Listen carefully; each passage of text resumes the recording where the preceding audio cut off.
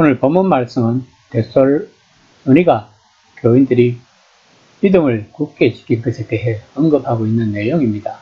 그 당시 그리스와 로마 이교 신들은 어디에나 깃들어 있었다고 합니다.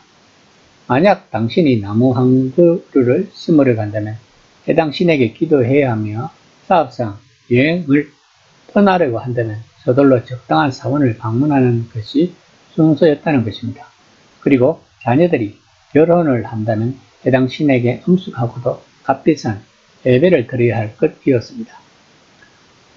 모든 길의 길목마다 신들이 있었다고 합니다. 그 신들은 예측 불가능하고 악의를 품고 있을 가능성도 있으며 때로는 자기들끼리 전쟁을 벌이기 때문에 비싼 값을 치르더라도 그들을 달래서 자기 편으로 만들어 두어야 했던 것입니다. 이런 시대적 문화적 배경에서 데살로니가 교인들은 바울 일행을 통해 세상에는 한 분이신 참 하나님만 계시고 이 참 하나님에게는 참 아들이 한 분 있는데 하나님이 그를 죽은 자들 사이에서 일으켜 이 사실을 입증하셨다는 것을 전해 듣고 받아들였다는 것입니다. 데살로니가 교인들은 모든 것을 포기하고 바울이 전한 복음을 받아들였던 것입니다. 이것은 오늘날 현대 도시에 사는 사람들에게 자동차와 컴퓨터와 스마트폰을 사용을 포기하라고 말하는 것과 비슷할 것입니다. 1장 6절입니다. 또 너희는 많은 환난 가운데서 성령의 기쁨으로 말씀을 받아 우리와 주를 본받는 자가 되었으니. 데살로니가 교인들은 처음부터 자신들이 져야 할 위험 부담을 알면서도 우상에게서 이 살아계신 하나님께로 돌아섰고 고난과 기쁨을 동시에 체험했던 것입니다.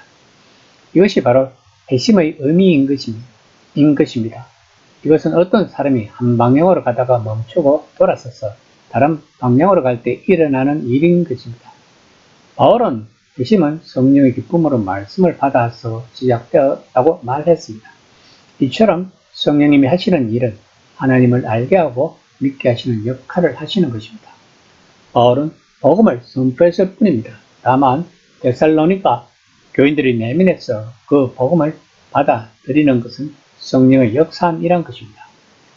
1장 7에서 8절입니다. 그러므로 너희가 마게도냐와 아가야에 있는 모든 믿는 자의 본이 되었느니라. 주의 말씀이 너희에게로부터 마게도냐와 아가야에만 들릴 뿐 아니라 하나님을 향하는 너희 믿음의 소문이 각지에 퍼졌으므로 우리는 아무 말도 할 것이 없노라. 바울을 본만든 자들은 이제는 본보기가 되었는데 이것은 복음이 일으킨 적극적 결과였던 것입니다. 그 중심에는 우상이 아닌 참 하나님을 예배하라는 초청인 것입니다. 이런 메시지는 그 당시 세계에서는 들어보지 못했을 것입니다. 본문에서는 데살로니가 교인들이 어떻게 다른 그리스도인들에게 본이 되었는가를 두 가지로 설명하고 있습니다. 즉 주님의 말씀이 데살로니가 교인들에게서 시작하여 널리 퍼졌다는 것이고 뿐만 아니라 하나님을 향한 믿음이 곳곳에 알려졌다는 것입니다. 다시 말하면 데살로니가 교인들의 행동적인 삶과 증거 그 자체로 인해 소문이 퍼져나갔던 것입니다. 바울은 후에 고린도 교인들에게 데살로니가 교인들의 모범적인 신앙생활에 대해 자랑한 바 있습니다. 그러나 본 서신을 기록할 당시 그들에 대해 자랑할 필요가 없는 것은 그들의 믿음에 대한 훌륭한 소문이 널리 퍼져나갔다는 것을 바울이 말하고 있는 것입니다.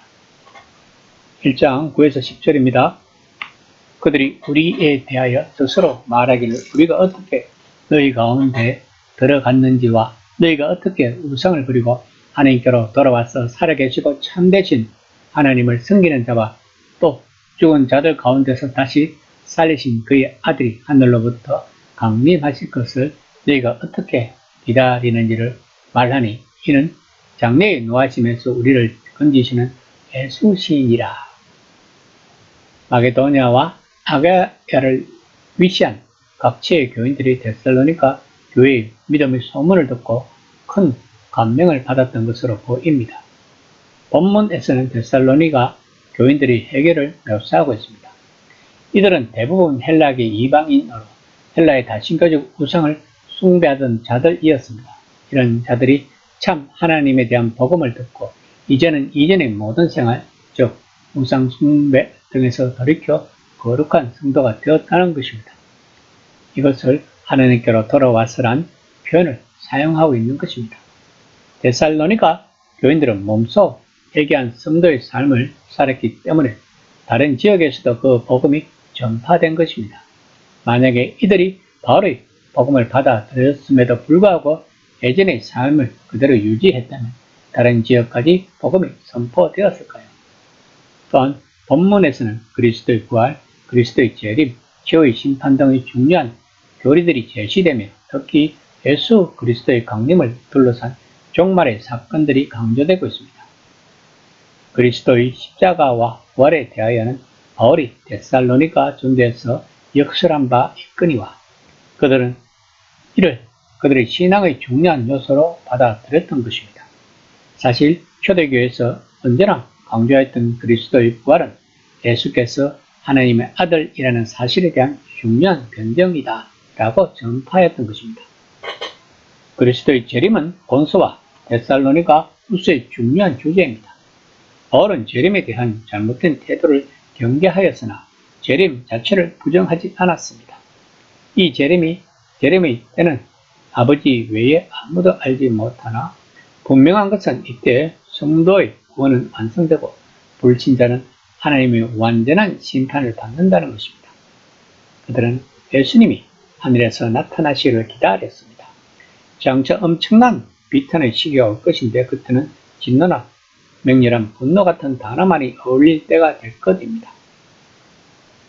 진노나 맹렬한 분노는 거룩한 사랑의 하나님이 자신의 세상을 왜곡하고 배순하는 모든 대상에게 쏟으시는 이상하고 어두운 반응입니다.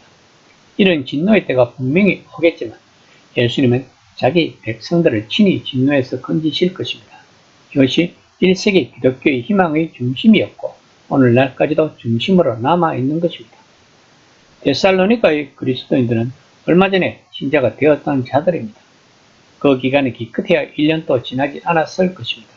하지만 수백 킬로미터 반경 안에 있는 사람들이 복음에 대해 이야기하고 있었던 것입니다. 이는 살아계신 하나님이 예수님의 복음 메시지를 통해 역사하셨다고 밖에 설명할 수 없을 것입니다. 결국은 데살로니가 교인들의 삶이 하나님 백성다운 삶을 살았다는 것입니다. 그 원동력은 바로 회개를 했다는 것입니다. 이 시간 나는 과연 회개한 하나님 나라 백성답게 삶을 살아가고 있는지 한번 점검해보는 시간이 되었으면 합니다.